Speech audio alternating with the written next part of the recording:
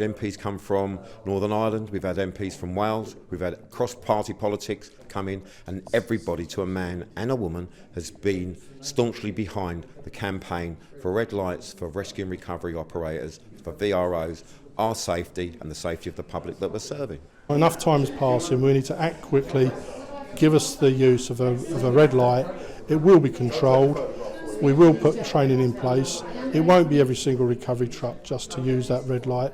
It will only be those trained and with the right ability to use them. And I find it crazy that a cyclist can go down the road with a red flashing light on, but a recovery vehicle on a blind bend in the fog is not allowed to have them. It doesn't make any sense whatsoever. Here we have a straightforward request on a safety issue. There's no reason why we should be opposed to that, so let's get on with it and deliver it.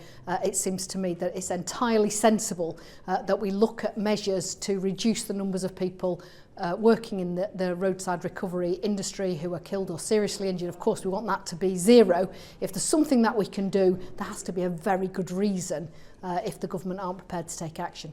Yes, let's do it quickly. What's stopping us? Bureaucracy, committees. If it can save a life, let's do it, and let's do it as soon as we can. I'm enormously proud that you've come together to actually have an organisation that speaks with one voice. I know how difficult that is. I know how, particularly in this place, I know how difficult it will be sometimes that you will fall out with each other.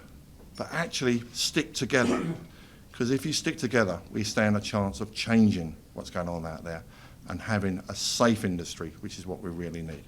We can't stop people breaking down. We can't stop accidents and collisions taking place. But we can certainly make your operatives and the public much safer. My dreams come true. I'm following Shadow Labour Minister. Thank you. When I was a kid, speaking of dreams, I used to like Thunderbirds. It's one of my favourite programmes. International Rescue. They were a secret society. No one knew where they came from. No one knew where they went. No one knew who built their amazing machines. They risked their lives, and every week they risked their lives and they saved the people they went out to.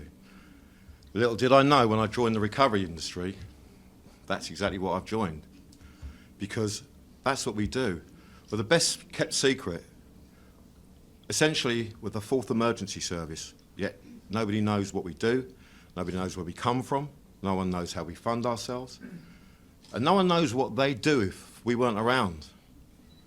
But I'm sure if you gave it some thought, you could think, without the recovery industry, risking their lives 24/7, the roads, the country would come to a standstill.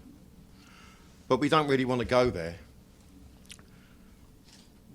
When you speak to your drivers, when you look them in the eye, and when you send them out on the road, you want to know they're coming back to you. But people need to understand it's not vehicles moving other vehicles. It's people moving people. And anything that we can do to keep those people safe, there needs to be a very good reason why we can't do that. There's no politics in safety. There's no politics in life. I've put together, hopefully, a federation that's united this industry, that's brought us together on common ground. Safety of the public and safety of our operatives. And I applaud everybody that's joined the Professional Recovery Operators Federation because they've done it for the right reasons. The recently formed Professional Recovery Operators Federation is playing a vital role in informing the work of the APPG, and I understand you're pressing for the right to use red flashing lights when attending incidents. I've got a high degree of sympathy with the view, and I've asked my colleagues to review the evidence and report back to me. To the stranded motorists you rescue, you are in a very real sense the fourth emergency service. A group that has provided a united voice within the roadside recovery industry to lobby both government and Highways England to improve safety for roadside recovery operators.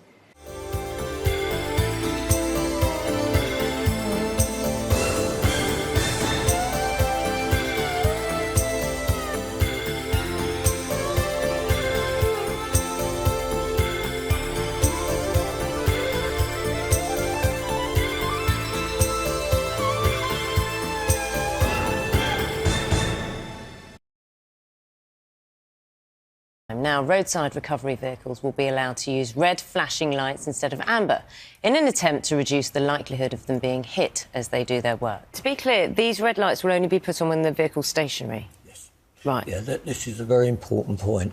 It can't be like the amber light, which everybody has. It has to be regulated. Yeah, because when you're driving along, you can see amber lights kind of almost flashing sometimes, can't you? On everything. Yeah, everything that's got amber lights. This is what's diluted them over the years. So the red light has to be a privilege, and a privilege that can be taken away if you abuse it.